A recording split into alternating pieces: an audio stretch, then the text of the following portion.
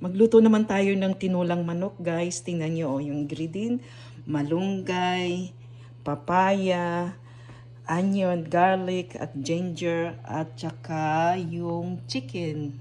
Yan, tingnan nyo, guys. Tingnan natin ito ngayon. Ito yung luluto natin para may content tayo ngayon. Okay? Igisa natin sa bawang. Yan. Igisa natin sa bawang. At saka sa sibuyas. Ilagay na natin maraming sibuyas.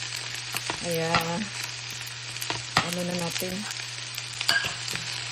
Para marami tayong brown natin. Ayan. Ayan. Ayan. Pag na-brown na ang ginger pala, ilagay din natin ngayon. Ito, oh. Yan, ginger. Last na natin yung ginger. Okay, guys. Ito lang pagluto, guys, ng tinulang manok. Pilipinas style ba? Yan. Pilipinas style. Ayan.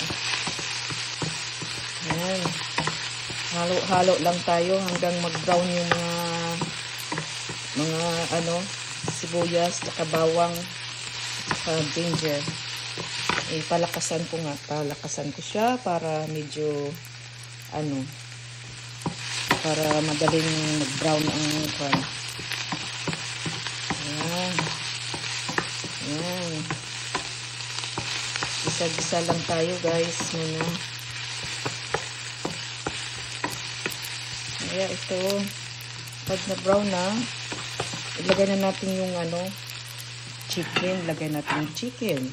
Diba? Chicken. May yan, guys. Lagyan ko rin ng yung wings. Ito, wings.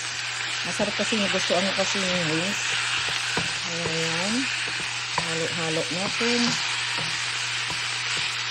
Para medyo mag-brown yung chicken. Tapos siyempre, lagyan natin yan. Din-season ko na yan, guys, ng brown pepper at saka a little bit salt para may lasa sa mamaya.